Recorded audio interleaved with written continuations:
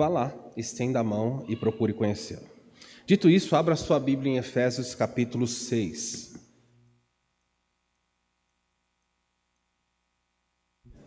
Efésios capítulo 6,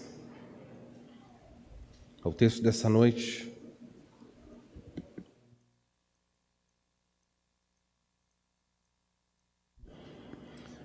Efésios capítulo 6, versículos de 10 a 13. É dito assim: quanto ao mais, sede fortalecidos no Senhor e na força do seu poder, revesti-vos de toda a armadura de Deus, para poderdes ficar firmes contra as ciladas do diabo. Porque a nossa luta não é contra sangue e carne, e sim contra principados e potestades, e contra os dominadores deste mundo tenebroso, contra as forças espirituais do mal nas regiões celestes. Portanto, tomai toda a armadura de Deus, para que possais resistir no dia mau, e depois de ter vencido tudo, permanecer inabaláveis. Esse é o texto dessa noite, aí só projetado só está até o versículo 12. Eu vou caminhar aqui, porque é um texto dentro de um bloco maior. Como enfrentar os tempos difíceis, tempos aos quais o apóstolo Paulo chama de dia mau. Ele deixa bem claro que um dia mau, e esse dia mau chegará à nossa vida. Alguns entendem, inclusive, que o dia mau não é um momento difícil pelo qual você passa, mas o dia mau é todo o período da história. Depois que Jesus foi embora, nós entramos no que é chamado os últimos dias. E o apóstolo Paulo, no capítulo 5 aqui de Efésios, diz assim: vede prudentemente como andais. Não andem como os nécios, remindo os dias, remindo os tempos, remindo as oportunidades, porque os dias são maus. E ele diz: nós vivemos dias maus. Dias marcados por iniquidade, por problemas e por lutas. Talvez hoje você esteja sentado aqui, e independente se você está desfrutando de paz momentânea, de livramentos, nós vivemos, o momento da história que nós vivemos é um momento sombrio. Pastor, é o pior momento da história? Não, não é o pior momento da história, porque como eu falei, talvez um crente no Afeganistão pense diferente de você, um crente na Coreia do Norte pense diferente de você, mas de modo geral, o mundo afora, no momento que nós vivemos dias maus, dias marcados por uma imoralidade global. Ao longo da história, a imoralidade sempre existiu, mas talvez como não tinha internet, não tinha televisão, isso era mais localizado num lugar de em outro. Existiam lugares no mundo que a imoralidade era tamanha que as pessoas tinham medo de visitar. Por exemplo, a cidade de Corinto era uma cidade extremamente promíscua. Era uma cidade tão voltada à imoralidade que eles tinham templos de prostituição cultual.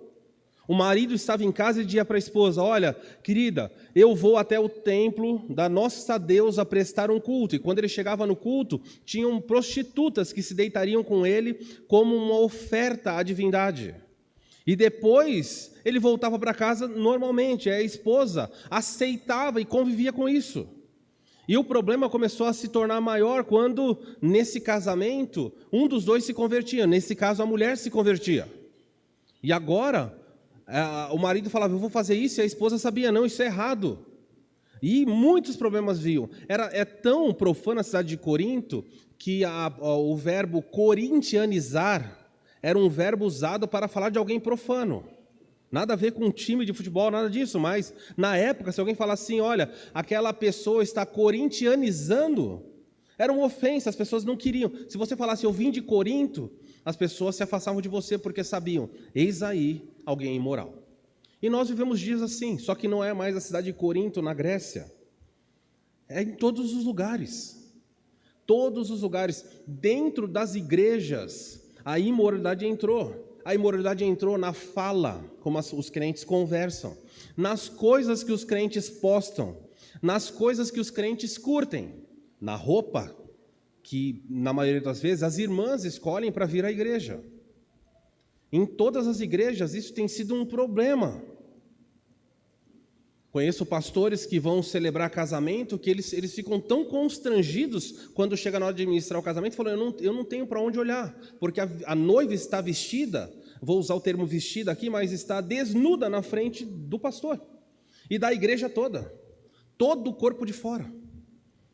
E acha normal casamentos cristãos procedendo dessa forma. Por quê? Porque a imoralidade entrou, a imoralidade tomou conta do pensamento e os filtros vão descendo cada vez mais. Então as pessoas não ligam mais. Há crentes que têm um vocabulário vulgar, sujo. Existe um vocabulário que é imoral. Quando a pessoa fala palavrão, fala obscenidades. Isso é terrível. Mas existem crentes com um linguajar que às vezes não é imoral, mas é chulo, é baixo. Não é um linguajar que deve estar na boca de um príncipe, de uma princesa. Não é um linguajar que é adequado na boca de alguém que conhece o Salvador. Mas nós estamos tão imersos na sociedade que nós achamos que é normal. E nós temos que resgatar esses princípios, esses valores. Mas eu estou dizendo isso para dizer para você que os dias são maus. Na ética, na moralidade, nos casamentos, na maneira como as pessoas se portam com a sexualidade. Nunca se viu tanto o número de homossexualismo que tem tomado o mundo afora. E as pessoas hoje, elas não só defendem isso, mas algumas impõem isso sobre os outros, dizendo, é o certo, você tem que aceitar e ponto final, se você não aceitar, você vai ser perseguido, eu vou trabalhar para que a empresa onde você trabalha mande você embora, se você tem uma empresa, eu vou fazer uma campanha na cidade para que o seu comércio feche. É isso que nós estamos vivendo. Nós vivemos num tempo de caça, não às bruxas, mas aos crentes, os crentes de verdade, é claro. Os outros nunca vão ser caçados. Mas eu quero que você entenda que os dias são maus. Ontem nós tivemos um dia de ação de graças, compartilhamos um dia todo numa chácara de Bragança, foi um tempo muito bom. E eu estava pensando, vendo as crianças correndo para lá e para cá e conversando com algumas pessoas, eu fiquei pensando como será o futuro dos pequeninos. Porque eles estão indo para as escolas. E as pessoas estão agora despejando mentira descaradamente como verdade, impondo isso. E ai do pai e da mãe que se levante e diz, isso é errado. Se você for na escola e falar, eu não quero que ensine isso para o meu filho, eles vão denunciar você ao Ministério Público e vão dizer para você, você é homofóbico, transfóbico, você é isso, você é aquilo, e vão colocar um monte de rótulo em você que às vezes não tem nem sentido nenhum. Mas simplesmente para fazer você calar e falar, traga o seu filho para cá. Estamos ouvindo falar muito sobre escola de tempo integral e algumas pessoas batem palma. Que bom, o meu filho vai passar o dia todo na escola. Vamos abrir escolas de tempo integral para tirar as crianças e adolescentes da rua. E, irmãos, isso é mentira. Isso é para colocar as crianças debaixo mais e mais da tutela do Estado. É para estragar mais rapidamente. As crianças passam meio período, 4 horas, 5 horas... sobre o poder do Estado e voltam falando palavrão, voltam com a vida estragada. O que vai ser se elas passarem 8 horas por dia? E aí você se contenta a trazer o seu filho na igreja uma vez por domingo e fica aqui um período de 1h30. Não tem como reverter isso. Se você não fizer um trabalho muito forte na sua casa de ensinar, de desmistificar, de desconstruir o lixo que é empurrado na cabeça dos seus filhos, vai ser muito, muito difícil. Por isso eu estou dizendo para você que os dias são maus. E o que fazer quando os dias maus chegam?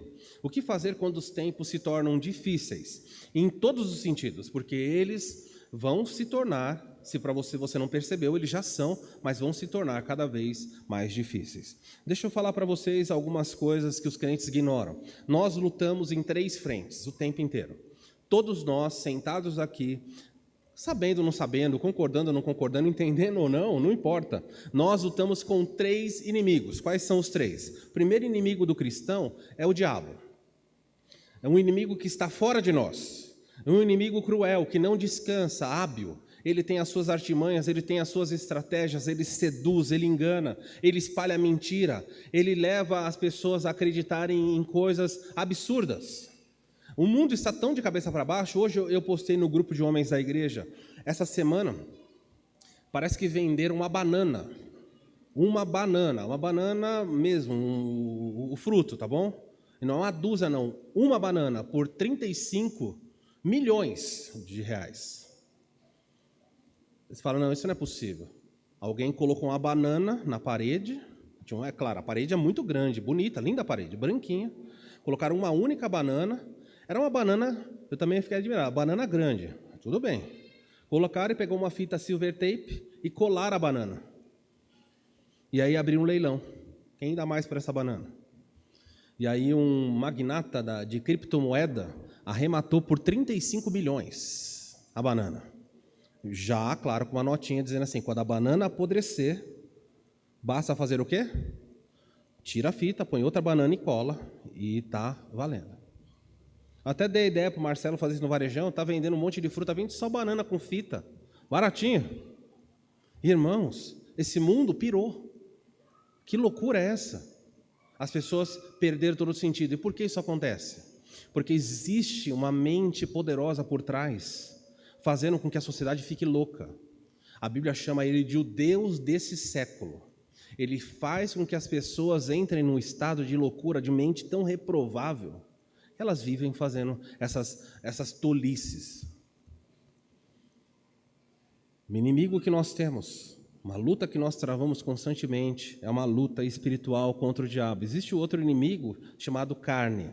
E aí, carne na Bíblia, ela é chamada de muitas maneiras, mas eu queria só me concentrar na parte da natureza pecaminosa, tá bom?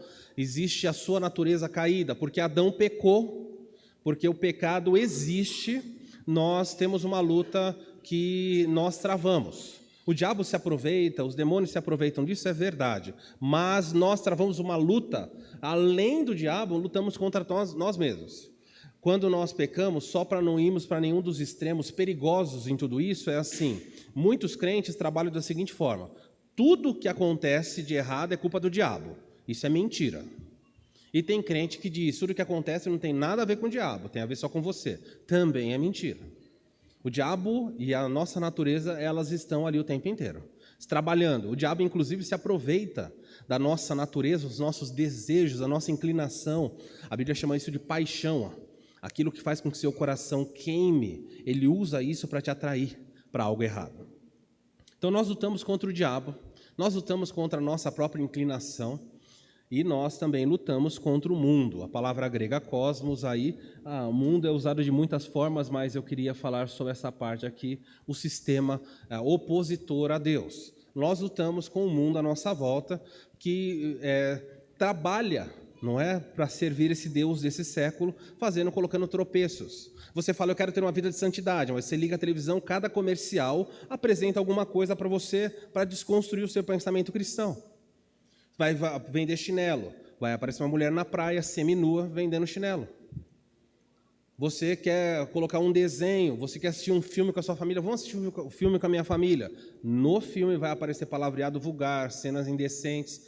O que é isso? É o mundo fazendo e trabalhando para que a sua família não tenha um entretenimento sequer saudável. Então nós lutamos com todas essas frentes, mas nós também temos a nossa natureza que trabalha.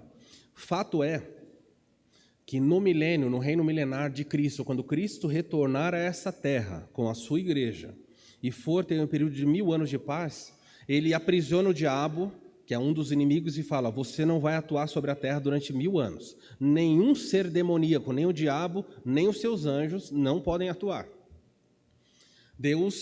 Jesus então aprisiona o diabo e tira um dos inimigos. O segundo inimigo que ele tira é o mundo. Ele manda matar todas as pessoas que não têm fé nele. O milênio vai começar somente com salvos. Então, o diabo e o mundo são eliminados. Sobrou quem? A natureza caída. E no 1000 anos de um reino de paz, as pessoas vão ter filhos, esses filhos têm a natureza pecaminosa, não tem o mundo mal para influenciar, não tem o diabo para tentar, mas no final do milênio, a Bíblia fala que o diabo consegue convencer as pessoas do mundo e elas se juntam numa quantidade tão grande como a areia do mar e se voltam contra Jesus.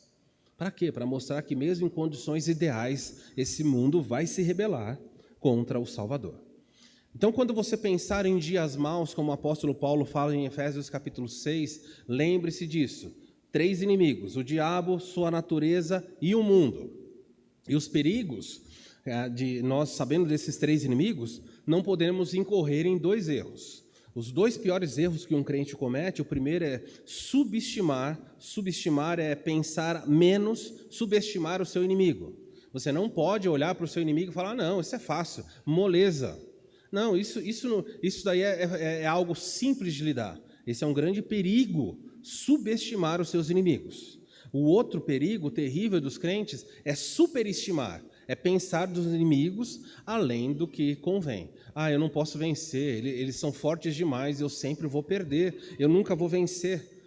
Se eu cair, Deus sabe, porque eu não tenho como resistir a nada disso. Então, esses são os perigos. Deus, nesse texto, nos chama a lidar com essas questões, tá bom? Então, vamos ver algumas lições importantes. A primeira delas, como enfrentar os tempos difíceis, aparece no versículo 10. Efésios 6:10 é dito, quanto ao mais, se você quiser grifar essas 3 palavrinhas, quanto ao mais, o que significa isso? Ele começou o livro de Efésios lá no capítulo 1, e ele vem falando uma série de coisas, vem falando, ensinando. No capítulo 1, ele ensina a igreja dizendo o seguinte, o que Jesus fez por nós. Ele vai dizer e fala, ele nos escolheu, ele nos selou, ele nos fez assentar em lugares celestiais. Ele começa a falar da nossa posição em Cristo, ele gasta todo o capítulo 1 dizendo assim, olha, vocês são selados pelo Espírito Santo. Vocês foram comprados por um preço muito alto, vocês são muito valiosos. E Paulo então começa a despejar na igreja, na mente do cristão, teologia dizendo, vocês precisam entender quem vocês são. No capítulo 2, o apóstolo Paulo fala para a igreja quem eles eram. Ele começa o capítulo 2 dizendo assim, vocês estavam mortos nos pecados e delitos. Vocês seguiam o curso desse mundo, obedecendo o príncipe da potestade que opera nos filhos da desobediência. Então Paulo diz, alguém chamou vocês. Mas eu quero que vocês saibam que quando vocês foram chamados, vocês estavam mortos. Vocês estavam andando no curso deste mundo. Vocês eram como um pedaço de tronco jogado numa correnteza que está indo rio abaixo. Mas por alguma razão soberana, porque Ele quis, Ele escolheu você e você despertou. E agora você está nadando nesse fluxo contra a maré. E outros pedaços de tronco vão batendo em você, dizendo, você está na contramão. Porque você foi despertado pela graça de Deus. Capítulo 3, ainda no capítulo 2, ele diz, pela graça sois salvos mediante a fé, isso não vem de vós, é dom de Deus. Não vem de obras para que ninguém se glorie. Efésios capítulo 2, verso 8 e 9. Quando chega no capítulo 3, Paulo diz, existia uma parede de separação. De um lado, ele está falando lá do templo em Jerusalém, ele fala, os gentios ficavam num pátio, tinha uma mureta e do outro lado ficavam os judeus. O que Cristo fez? Cristo derrubou essa parede que separava judeus e gentios. E de 2 povos fez um novo povo chamado igreja. Então hoje você sentado aqui, você não deve colocar o rótulo, entenda o que eu vou dizer aqui, você não deve jamais, a não ser que você seja de linhagem realmente de sangue, você não pode dizer, eu sou judeu. Se você se converteu, você agora é igreja. Um judeu que se converte hoje, quando a igreja for arrebatada, ele vai junto, porque ele é igreja.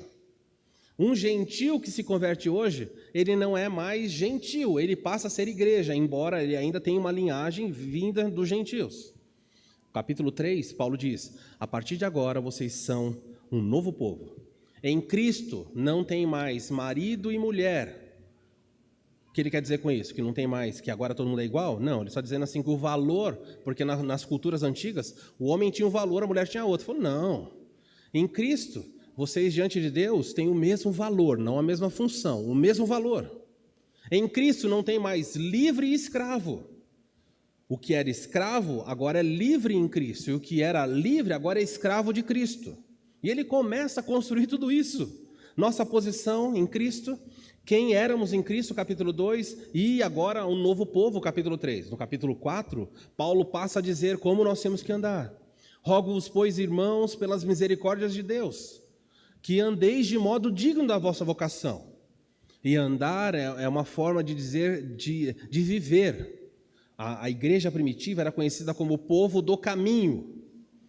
O que significa isso? Que nós, enquanto vivemos, estamos caminhando. Paulo diz, vocês precisam caminhar de modo digno.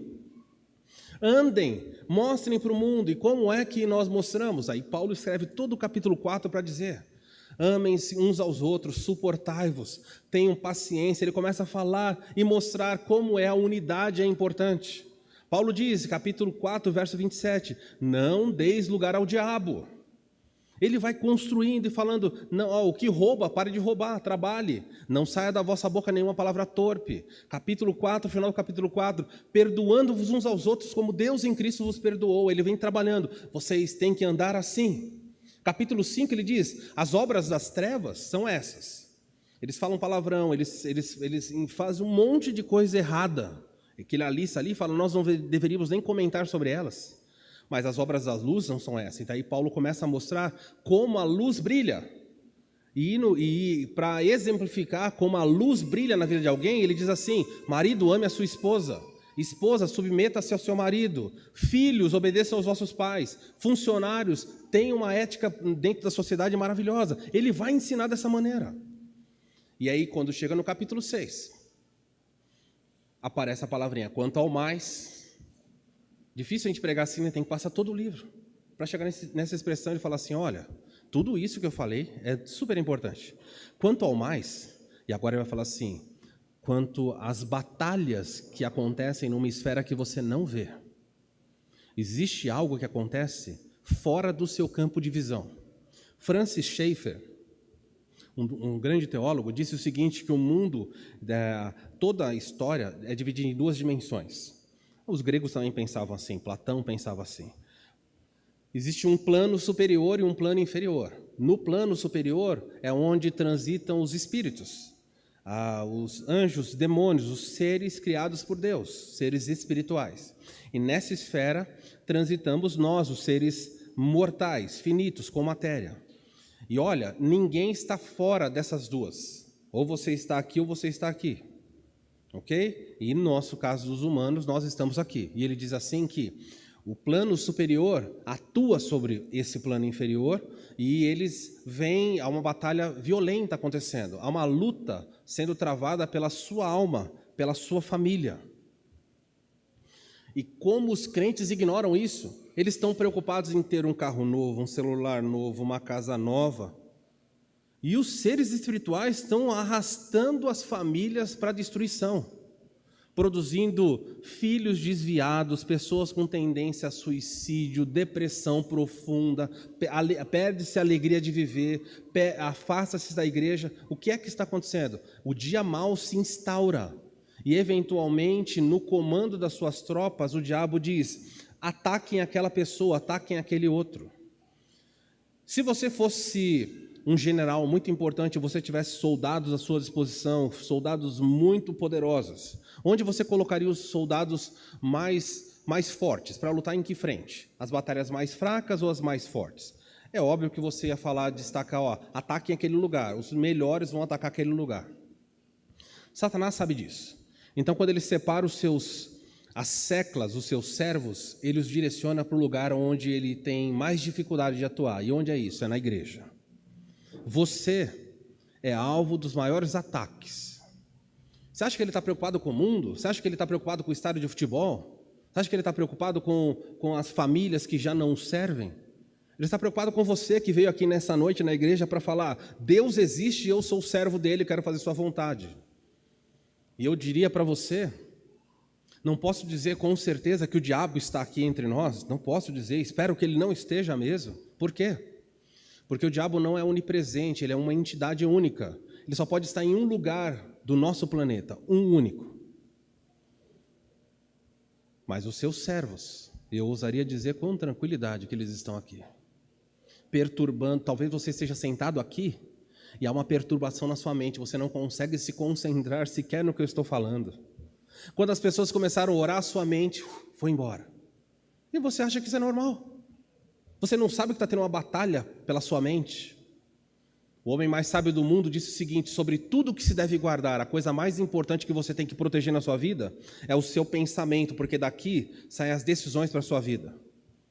Então, quando você não ora, quando você não consegue aprender da Escritura, talvez você esteja me ouvindo aqui pensando no boleto de amanhã, na comida depois do culto, no jogo de futebol. Você acha que isso é... Quem está fazendo isso? São os dardos do maligno soprando na sua mente. Olha, esqueça isso.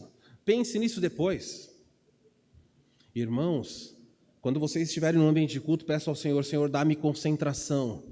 Traz a minha mente cativa. Eu preciso aprender, porque o diabo vai trabalhar para nos distrair, para que você não aprenda. Na parábola do semeador, Jesus disse isso. A semente é jogada e há sementes que caem e o diabo vem e arranca para que a pessoa não guarde.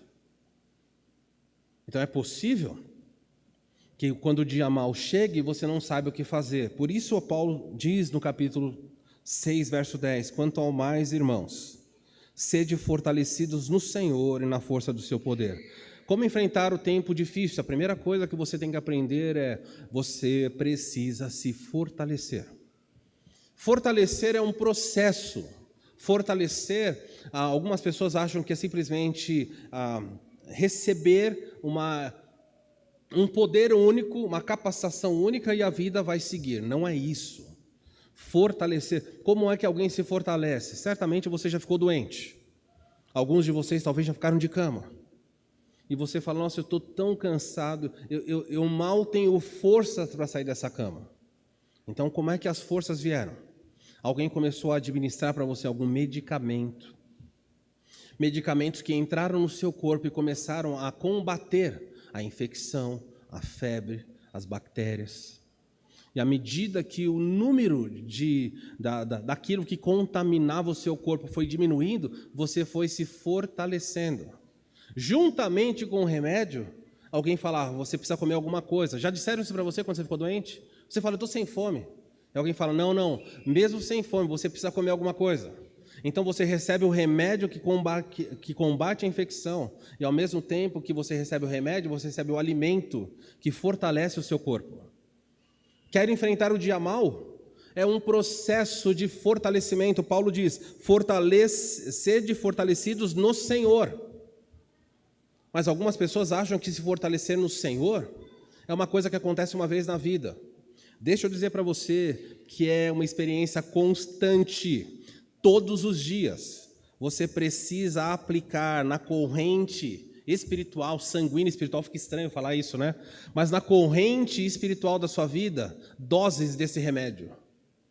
O fato é que algumas pessoas que vêm à igreja são anêmicas, não sabem o que é isso. Abrem a Bíblia no domingo, se é que... Eu nem vou perguntar quem trouxe a Bíblia, nem vou perguntar. Porque é possível você vir a uma igreja e não trouxe a Bíblia. É como andar com uma caixinha sem o remédio dentro, é muito legal. Ou como andar com a caixinha e não tomar remédio. Se todos os dias você não aplicar esse medicamento, o dia mau vai engolir você. Pode sair triunfalista por aí, como algumas pessoas dizem, eu sou vencedor, sou filho de Deus, nada pode contra mim. Bobagem. Você cai com um sopro. Todos os dias. Paulo diz, sejam quanto ao mais, além das coisas que eu falei, sede fortalecidos no Senhor. E no quê? E na força que há no seu poder.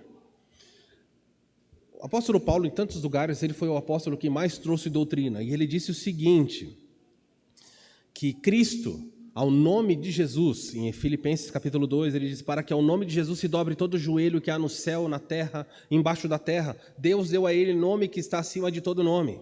Em Mateus capítulo 28, versículo 20, é dito claramente, toda autoridade me foi dada no céu e na terra. Então, quando ele fala para você, fortalecei-vos no Senhor, você só pode se fortalecer se você estiver no Senhor. Não é se você estiver próximo dele, não é se você estiver simpatizante com ele, é se você está nele, se você é um salvo. Entenda o que eu vou dizer aqui, você não pode se fortalecer no Senhor, sem que a sua vida, a sua alma pertença a ele.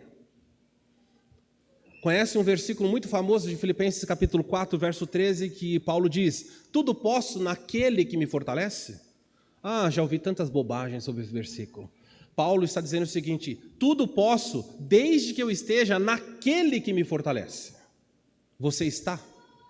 Sua vida é dele, de fato. porque vir todos os domingos na igreja é muito bom. Vai ser muito bom, venha, faz parte. Mas se você não estiver nele, é simplesmente você receber lampejos de luz, é receber gotas de vitamina para sair, para enfrentar a vida. Você não está nele. Até um incrédulo pode viver uma vida melhor se aplicar os princípios bíblicos. Mas viver nele é outra coisa. Você conhece a Jesus, você se relaciona com ele, você fala com ele, você chama ele de seu amigo, seu Senhor. Você já conversa com ele de noite, fala: Senhor, tem sido difícil, me ajuda, me guia nisso. Como é que é o seu relacionamento com ele? Faz parte da sua vida, da sua história, ter contato com ele? Porque, meus irmãos, sede fortalecidos no Senhor, não é na igreja, não é no pastor, não é nos seus amigos, é no Senhor. E na força que há no seu poder. Se eu fosse explorar todos os textos que falam, acho que o Maurício citou alguma coisa no culto falando sobre o poder de Deus. Poucas pessoas citaram sobre o poder de Deus, mas há tanto texto falando do poder de Deus. Ora, aquele que é poderoso para vos guardar de tropeçar. Olha que texto fantástico lá em Judas, versículo 25. Aquele que é poderoso para vos guardar de tropeçar e vos apresentar em pé. Isso é muito poder. Para fazer você chegar em pé lá, é poder demais. Olha, ele te buscou no reino das trevas e trouxe para o reino da luz. Isso é poder, gente. Ele vos chamou das trevas para a luz. Ele disse: viva, e você veio a existir. Jesus disse assim: as minhas ovelhas ouvem a minha voz, eu as chamo e elas vêm. Quando ele chamou o seu nome, o poder do céu entrou nas trevas e chamou você, e você saiu. Isso é poder. Irmãos, quer enfrentar o dia mal? Se você não se fortalecer, estando nele, sendo um salvo, e depois se apropriando do poder dele, não do céu, não saia dando ordens para ninguém, é do poder que há nele, você não vai adiante. Aí está a razão. Fortaleça-se em quem? Em Jesus. E onde? Na força que há no nome dele.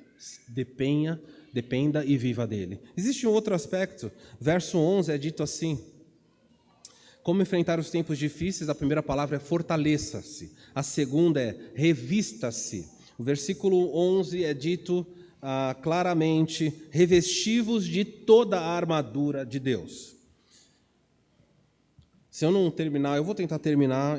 A minha exposição aqui ela é mais temática, mas eu queria que você guardasse o seguinte: a Bíblia fala sobre armaduras.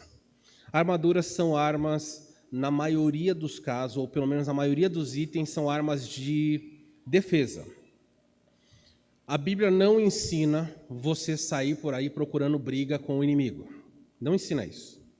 É completamente errado quando chega perto do fim do ano, as pessoas falam assim: igrejas, vamos descer para a praia, porque lá vai ter algumas religiões de matriz afro, fazendo trabalhos de despacho na praia, e nós vamos fazer um trabalho para quebrar tudo isso. Está errado.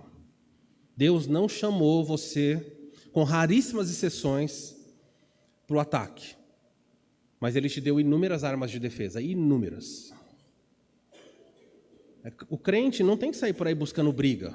O crente não tem que sair por aí expulsando coisas. Eu vou lá expulsar o demônio não sei aonde. Não, nada disso. Nós queremos que os demônios fiquem longe. Se acontecer e você estiver no local, no poder e na força que há em Cristo, você deve orar para que o Senhor expulse. Mas o crente não deve sair por aí buscando. Não tem nenhum texto falando sobre isso. Hoje, no meio pentecostal, neopentecostal e também algumas igrejas aí ditas tradicionais, de que você tem que descobrir quem é o demônio do bairro, da rua, quem é o demônio, o CEP do demônio para você poder destronar. Se você destronar o demônio do seu bairro, todas as ruas vão ser libertas. E se você conseguir destronar o demônio de São Paulo, do Brasil, onde é que você vê isso na Escritura?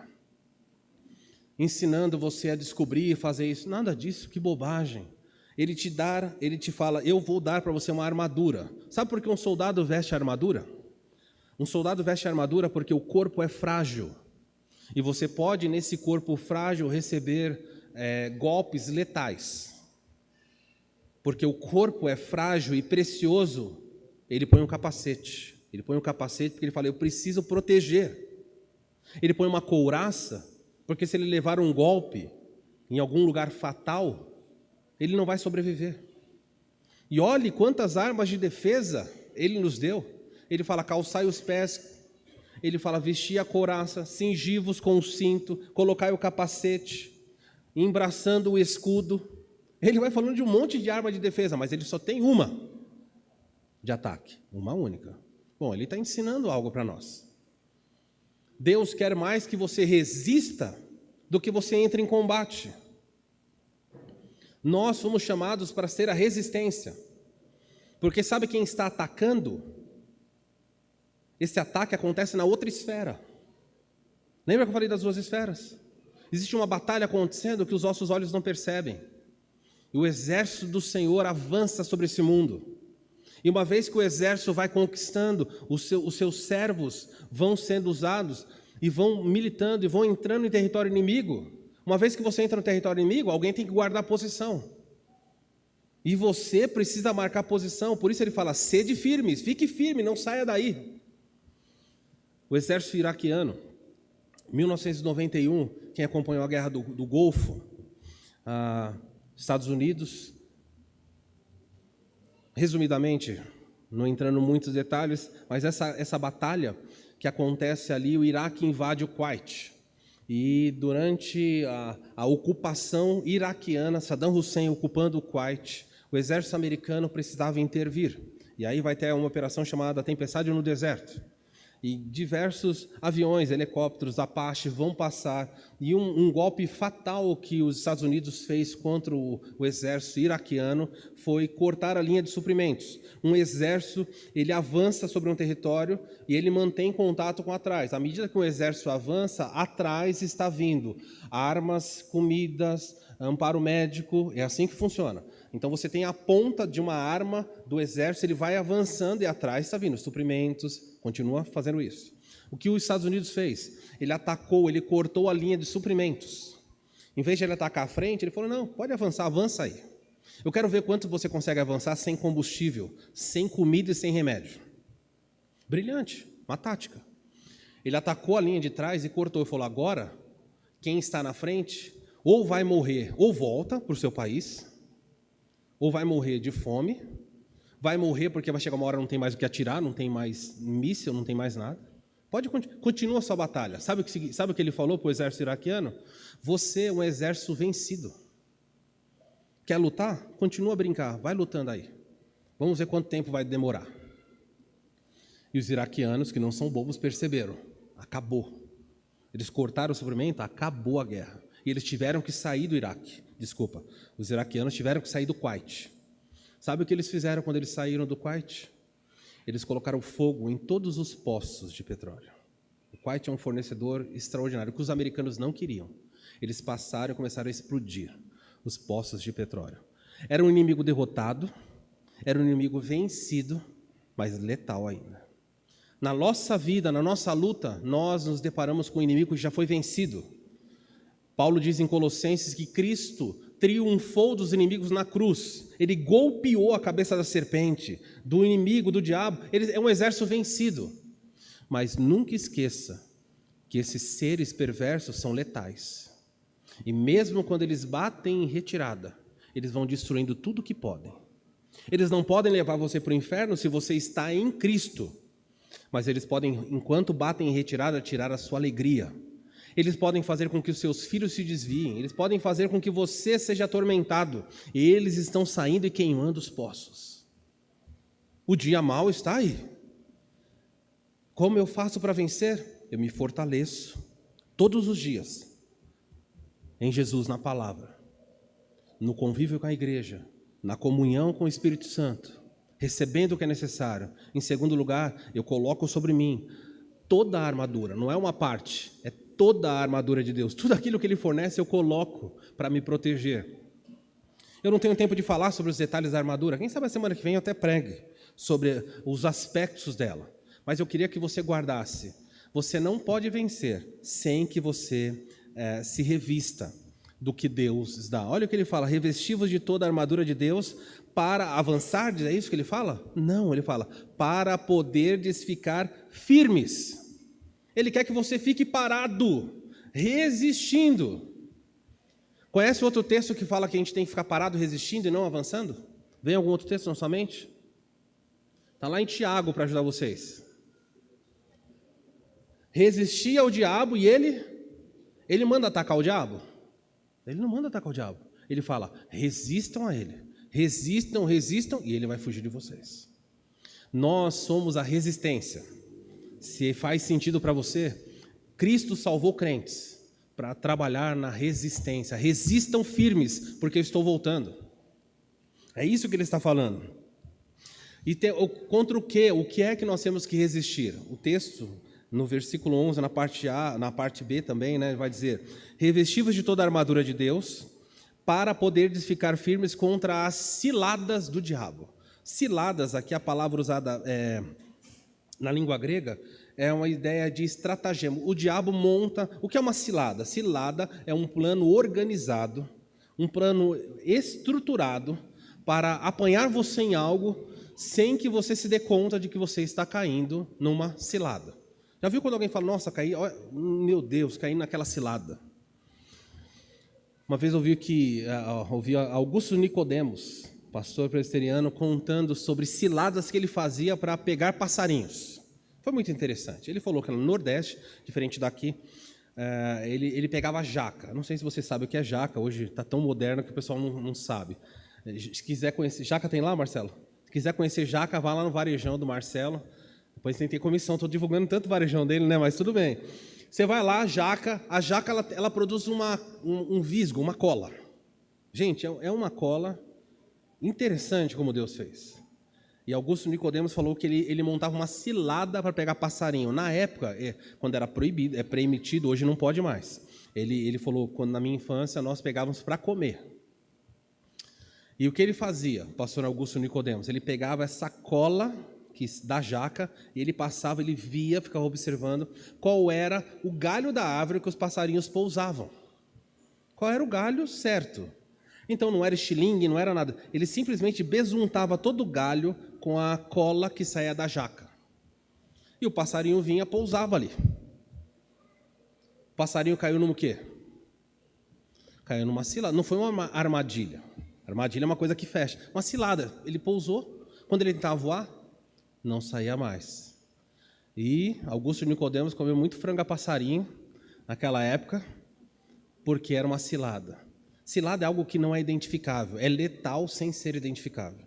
A Bíblia diz, você precisa das armas que Deus dá, porque o diabo monta ciladas. Se eu perguntasse para você qual é a cilada que o diabo montou para você essa semana, sabe o que a maioria de vocês vai dizer? Uma semana aqui não montou nada. Nada. Só porque você não viu a cilada? Sabe, talvez alguns de vocês estejam sentados aqui colado na cilada. Não é na cola da jaca. A cilada já te pegou e ela é tão boa que você nem percebe. Você está preso. Como vencer o dia mau? Fortaleça-se nele e no poder que vem nele. Todos os dias na Escritura. Revista-se de tudo que ele te dá, tudo. Se você fizer uma parte só, não resolve. Todas as armas que Deus te dá, resista. Revista-se, para que você não caia nas ciladas. Eu e você, nós, queridos, não se ofendem em falar isso, nós somos tolos. Nós caímos muito fácil. Quando a Bíblia nos assimila a um animal, ela nos assimila a ovelhas. Fala, vocês são ovelhas do meu pastoreio. Você ficaria muito ofendido se ele falasse, vocês são burros do meu, sei lá, como é que é o coletivo de burros? Ninguém sabe. Sabe, Marcelo? Coletivo de burro? Ninguém sabe. Não vai falar igreja, por favor. Não é isso não. O que é coletivo de burro? Eu não sei. Mas o fato é o seguinte. Se Deus nos chamasse de burros, você se ofenderia. Mas ele chama de ovelha, você fica contente. Mas a ovelha é um animal estúpido, irmãos. É um animal muito, mas muito. De todos os animais, se for pensar, é um animal extremamente estúpido. Se ela bebe água, ela tem que tomar cuidado. O pastor tem que represar a água, porque se ela colocar, ela vai beber água, ela não sabe que tem que colocar só a boca. Ela põe a boca e o nariz. Então ela se afoga, a ovelha cai e morre. Então o pastor das ovelhas tem que cortar, o rio está correndo, ele tem que fazer uma bordinha para a água parar ali. Lembra que o texto fala, eu vos guiarei a águas tranquilas? Eu vos levarei a pastos verdejantes. A ovelha, se ela dormir no relento, ela morre. Ela tem que ser protegida. Com toda aquela lã, ela tem que ser protegida. Se ela sai para comer, o pastor tem que dizer a hora que ela vai comer e o lugar que ela vai comer. Ela tem que comer bem cedinho, porque quando o sol nasce e bate na grama, as larvas que estão embaixo sobem para a ponta da flor, da gramagem, e a ovelha come, e ela adoece no estômago. E muitas morrem porque comeram porcaria. Então o pastor tem que levar a pastos verdejantes, águas tranquilas. A ovelha é um dos poucos animais que é pastoreado até por um cachorro. Sabia? Se você põe um cachorro, ele latir, a ovelha vai na direção. É um animal. Se um cachorro latir forte do lado da ovelha, ela infarta. Irmãos, eu não vou falar muito de ovelhas, a gente vai ficar meio depressivo aqui, chateado com Jesus. Ele podia ser chamado a gente de falcão, águia. Não. Ah, minhas ovelhas. Você fala, ai Senhor, que gostoso.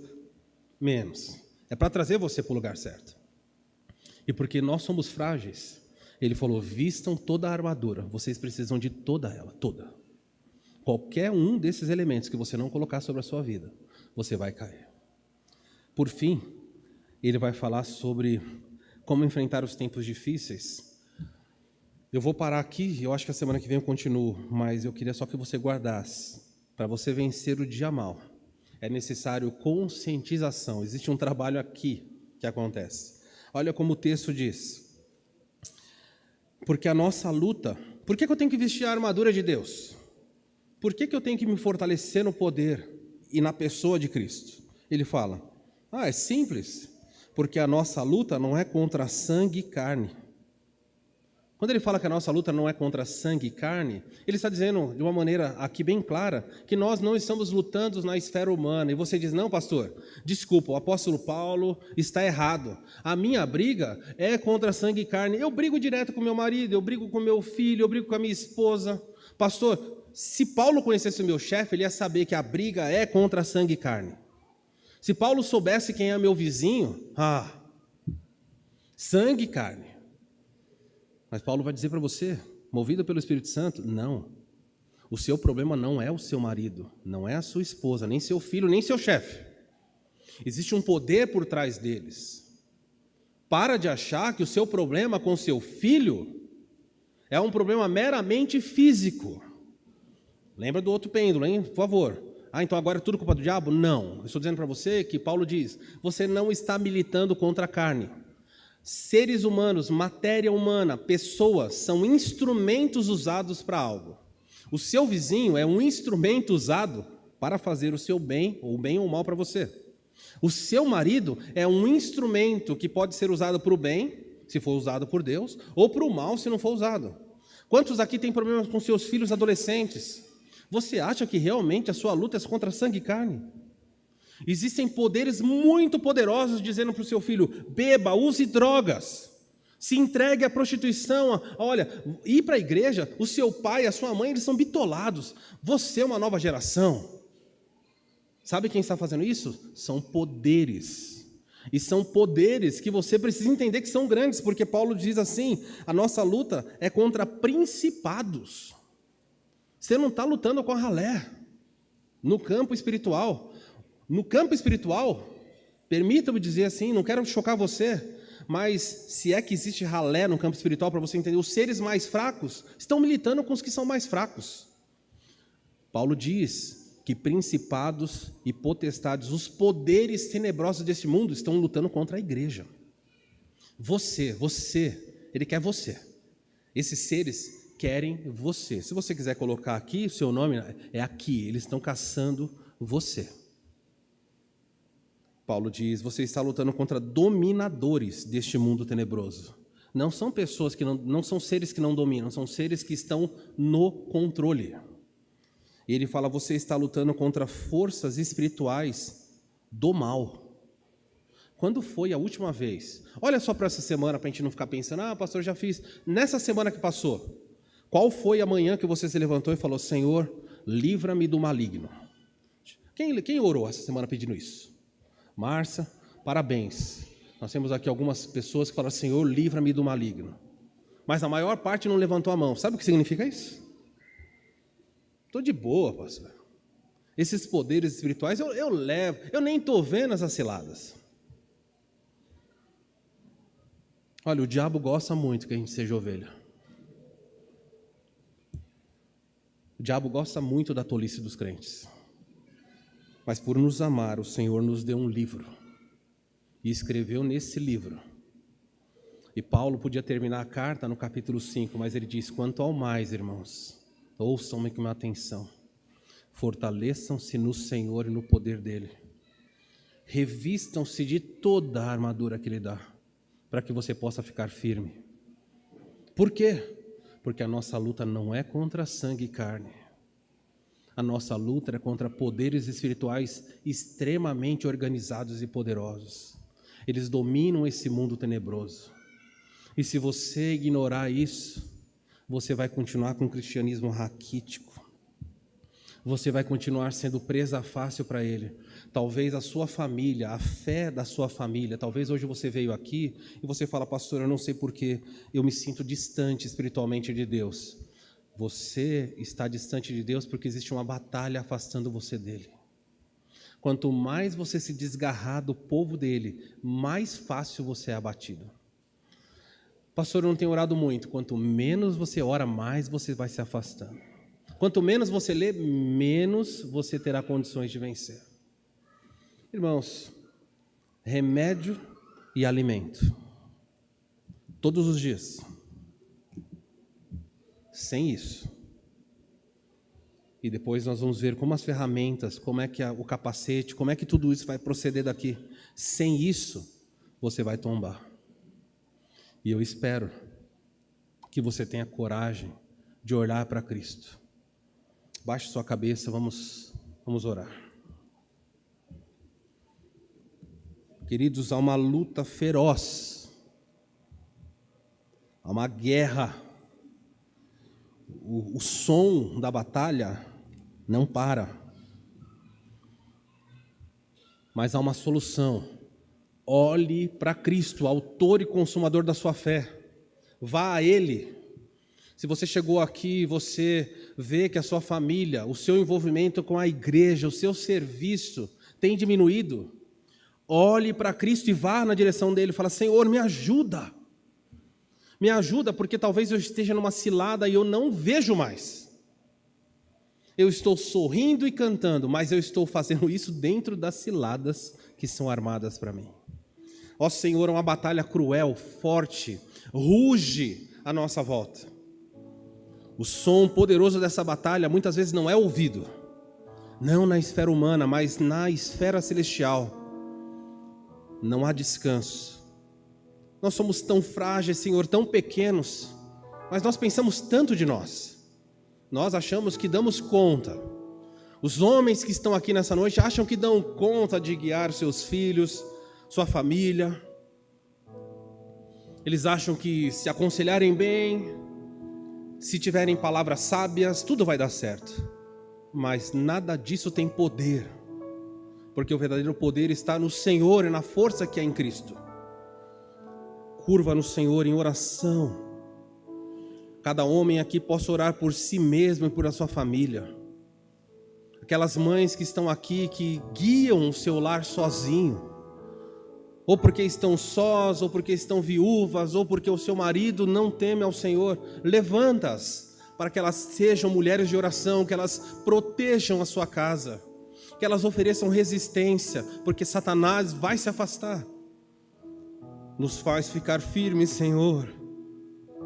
Quantas igrejas estão tombando, quantos crentes estão caindo. E a sua palavra diz que aqueles que estão de pé olhem para que não caiam. Misericórdia, Senhor, nos mantenha em pé. Traz o perdão ao nosso coração. Quantas pessoas aqui nutrem mágoa. Quantas pessoas não perdoam os que ofendem. Quantos casamentos não têm mais graça, não têm mais alegria? Senhor, a batalha é real. Os poderes deste mundo nos atacam constantemente. Nos ajuda a andar firmes até o dia que o Senhor nos chamar. Vá à nossa frente, Senhor. Una a nossa igreja, una a nossa família. Levanta-nos para uma vida de santidade e obediência, olhando sempre para Cristo, o autor e consumador da nossa fé. Nós oramos.